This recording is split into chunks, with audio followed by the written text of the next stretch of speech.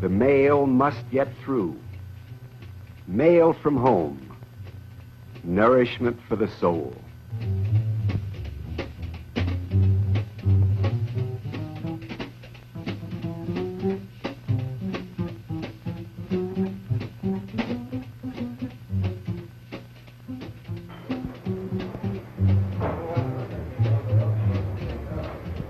For men who are working for peace, half a world away from their hometown, a nourished soul is not enough.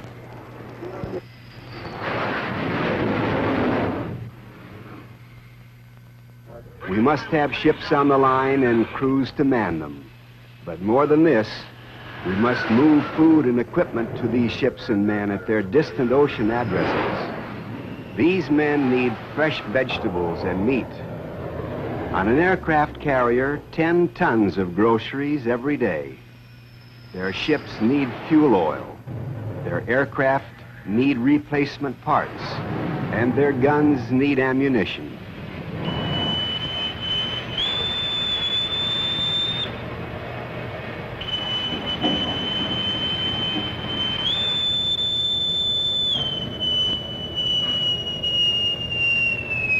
General quarters, all hands man your battle stations.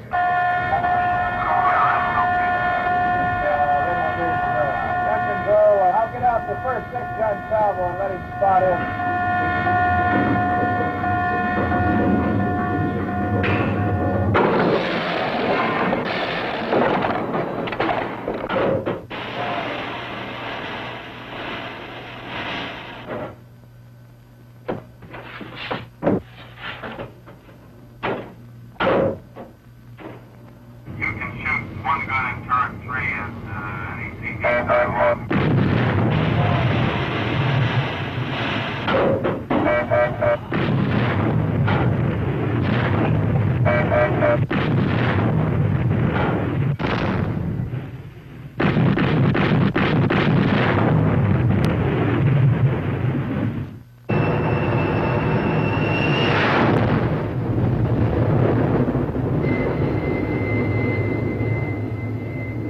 Today, with our Navy engaged in a hot war thousands of miles from our shores, the oil pipeline and the track for the supply train must be stretched to new dimensions. 81.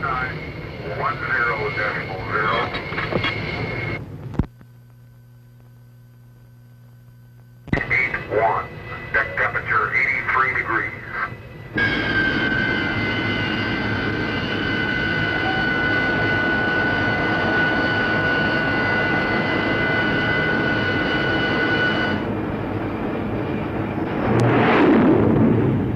The battle today is in Southeast Asia.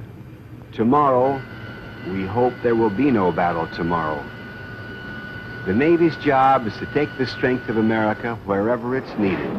Not always to fight, thank God. Usually to promote peace by making new friends and working side by side with allies. An aircraft carrier task force, by only being in the North Atlantic or the Mediterranean or the Taiwan Straits, is a kind of insurance against battle.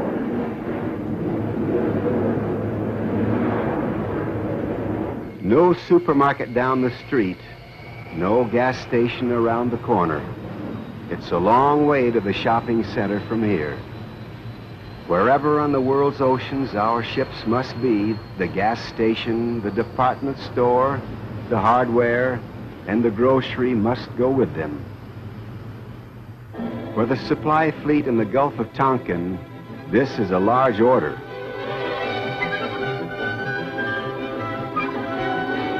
The rendezvous address has been agreed on, an unmarked crossroads among the waves. Let's come right to course 320, speed 10 knots. Aye, sir. Right starboard rudder. Right starboard rudder, aye, sir. Steady on 320. Steady on 320, aye, sir. All engines ahead 2/3.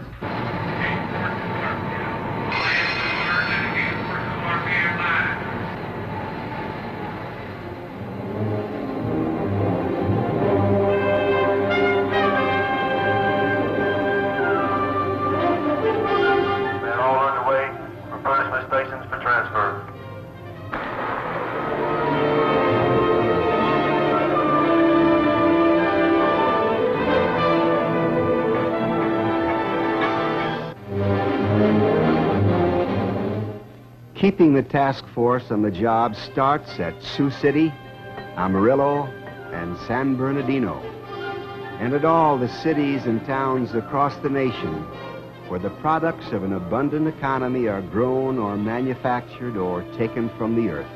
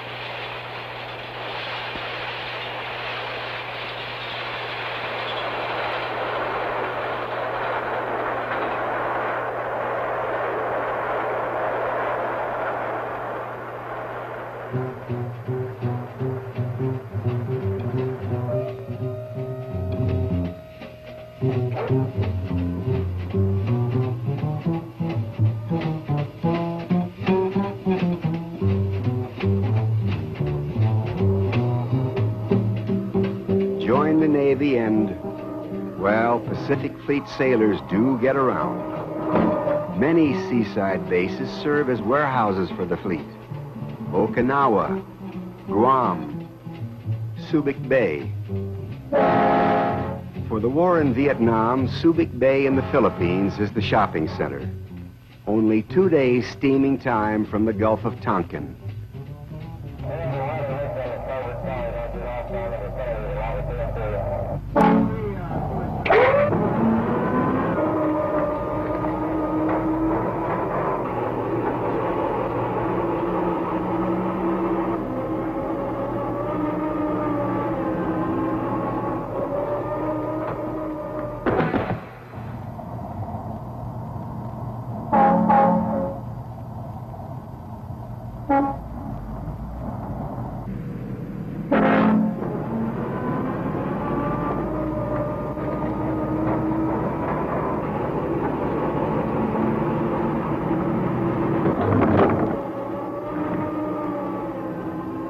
Every time you turn around here, there's another ship from the States to be unloaded, or a ship riding high back from Vietnam, ready to be loaded out again.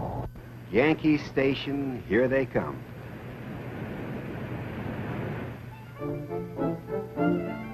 The idea of taking supplies to ships at sea and handing them across the water was new to the Navy at the turn of the century.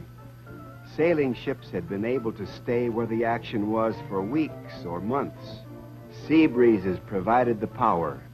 Sailors' diets were less complex, and round shot was more easily stocked than bombs and missiles.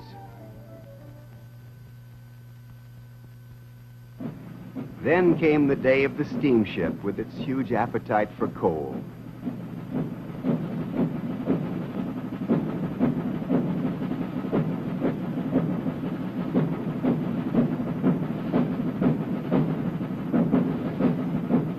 The large men-of-war burned 50 tons of coal a day, and to keep their bunkers full, had to return to port every 10 days or so to recoal. The Navy learned a lesson in 1898 during the Spanish-American War. The Spanish fleet was blockaded in a harbor at Santiago, Cuba. When the Spaniards made a run for the open sea, 3 of our ships, including the old battleship Massachusetts, were 45 miles away being recoaled at Guantanamo. The need for on-station, at-sea refueling was obvious. Early efforts to solve the problem led to the development of a high line for carrying bags of coal from a collier to a warship, one in the wake of the other.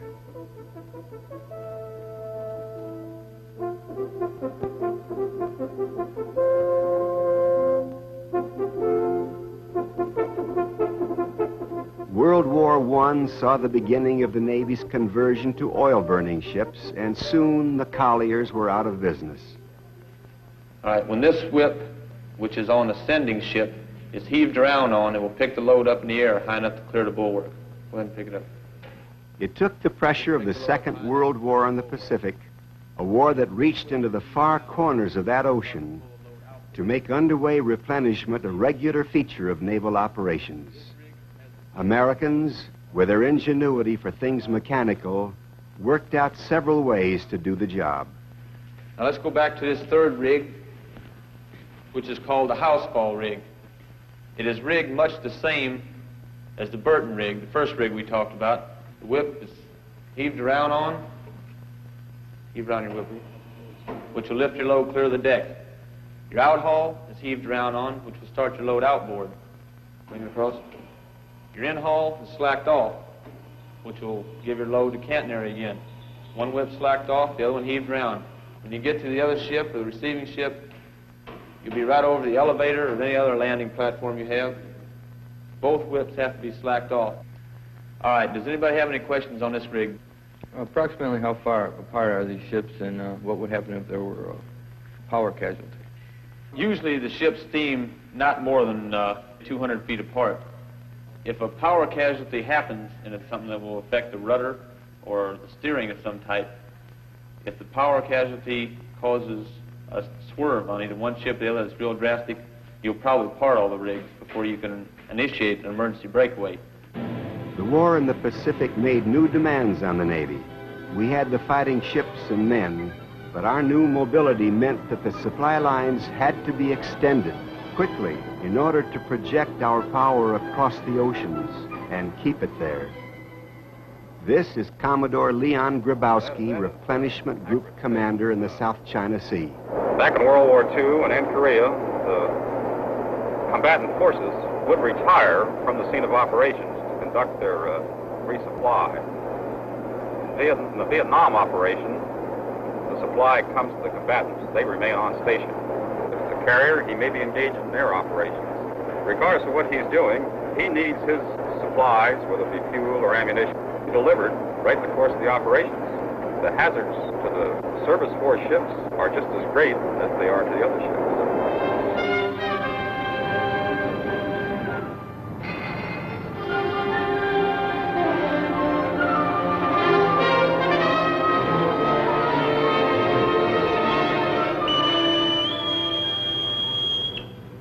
Now stand by to receive the USS Constellation to port.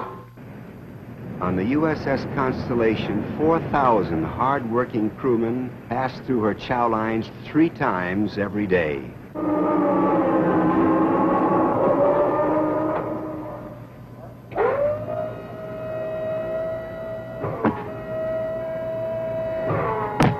today's unrep, I want you people to remember, under no circumstances I want any skylarking on this station. If anything goes wrong, let me know about it. Remember, we'll be working the hatches at the same time, so we'll be swinging loads. Keep out between the load, the bulwark, and the open hatch. This is extra important. Keep your feet out of the body of the line. You got your phone line, your messenger, your bridle. Make sure you keep your feet out of them. Any questions? How many loads we gonna send over, sir? We have approximately 17 loads to send over. 2 winch operators. You'll change the rigs during the shift. The rest of your men get your lines ready, down, and fake, all set for running. Anything else? All right, men, here she comes. Let's go. Stand by for shot line, fore and aft. For every trip from the United States, the USS Vega comes loaded with hundreds of foods to keep those chow lines moving. 25 tons of bacon, almost 2 million eggs, more than 130,000 steaks, enough to keep the Constellation crew fed for more than 6 months.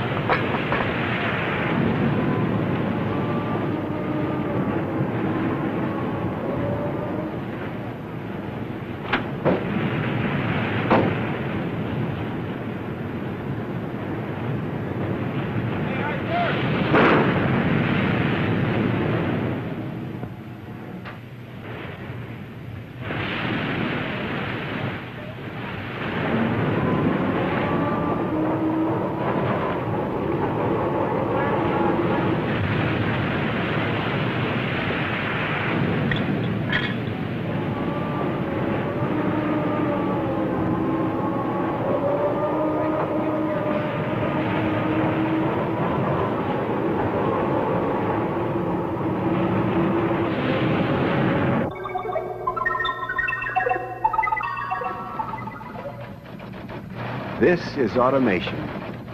Electronic inventory controlled by computer. What makes this control room unusual is that it operates on a ship at sea, the USS Mars. The Navy calls it a combat store ship, but it's more like a supermarket. A thorough shopper could find refrigerated food, dry foods, all kinds of supplies, and a warehouse full of spare parts for almost anything the Navy uses in this part of the world.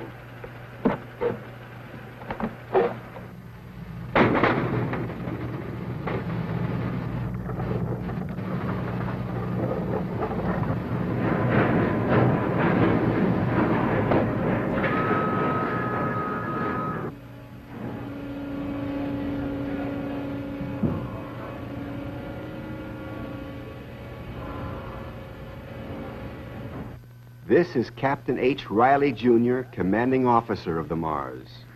Mars handles ships alongside, both sides, as do other replenishment ships. But Mars also has the H-46 Sea Knight helicopter, and this instrument allows Mars to replenish an entire task group at the same time. Normally, the heavy will be alongside on the port side, receiving the normal underway replenishment.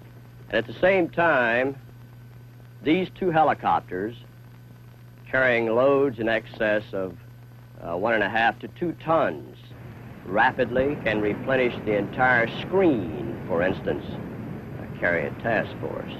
Destroyers not having to come off station to come alongside at all.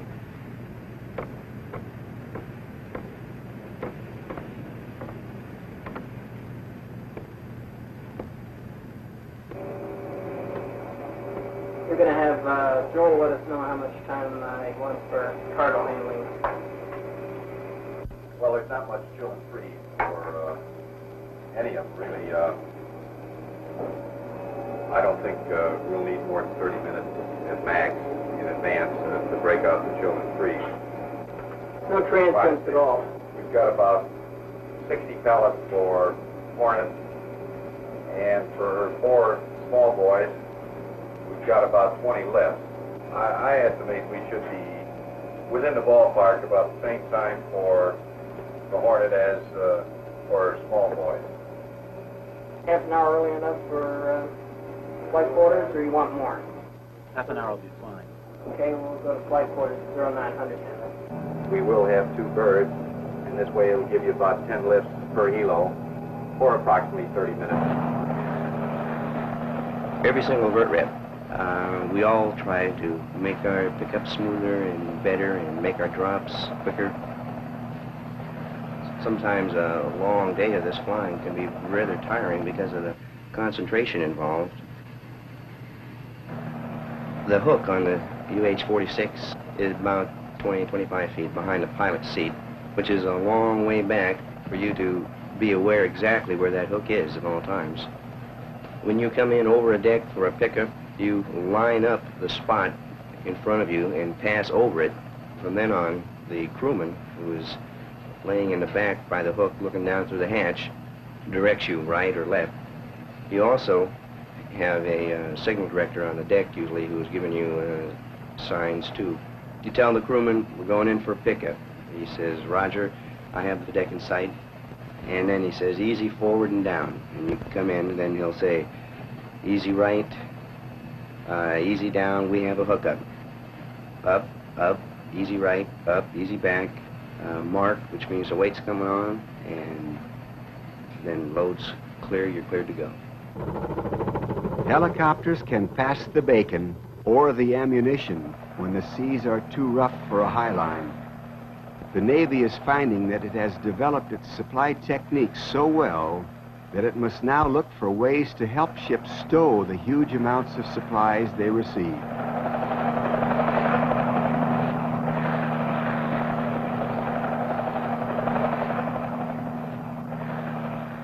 Like the housewife who can buy almost everything she needs at a modern supermarket, a ship on the line can make one visit to the Mars and come away with enough food and supplies to last 3 weeks.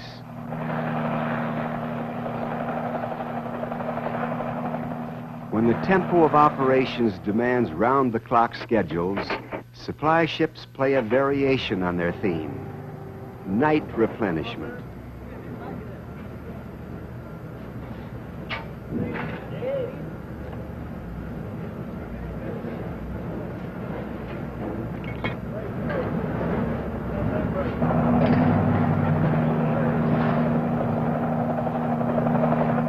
You put a 3,500-pound load under a helicopter. You pick it up at night, and you fly out off the ship, and you get over the black water between your ship and another ship, and you can't see anything. And you look at your gauges, and everything, of course, is pitching because the ship swings when with that load under you, and the load will be spinning or going back and forth. And you get the weirdest sensations. It's akin to vertigo, I'd say. And I'd say that's some of the hairiest flying that I've ever had to do, is flying at night with a heavy load under me. That part of it is more excitement than I care for.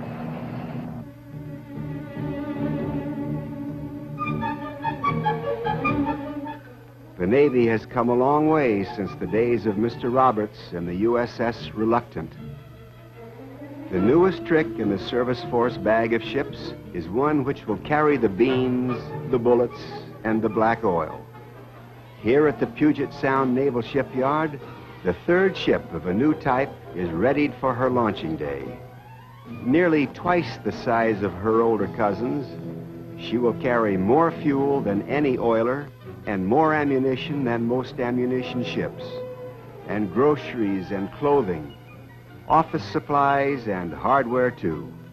But until there are enough of these seagoing shopping centers, most Navy ships will continue to pay regular visits to the oilers, ammunition ships, and provision ships. Many of these ships have been in service since World War II, the unsung ladies of the Pacific Fleet.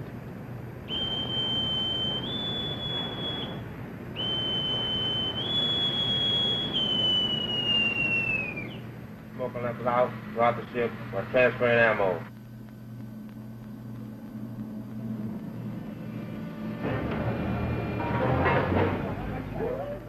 For want of a nail, wrote Ben Franklin, the war was lost. The job of Service Group 3 in the Western Pacific is to make sure that the Navy's war in Vietnam is not lost for the want of even a case of ammunition.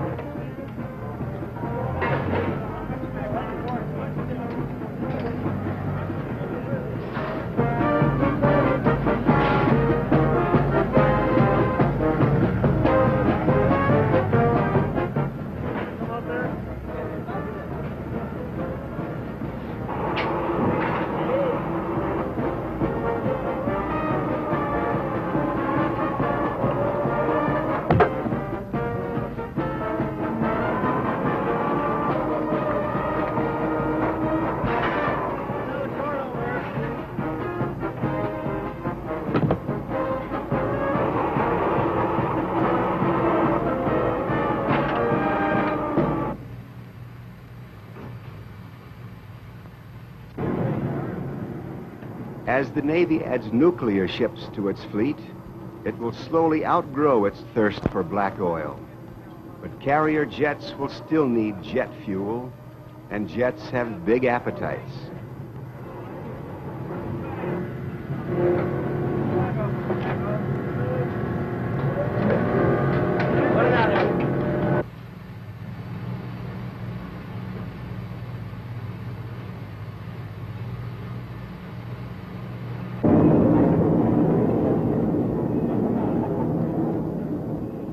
If automobile gasoline were being pumped through this hose, 1 minute's worth would take your car from New York to San Francisco 10 times.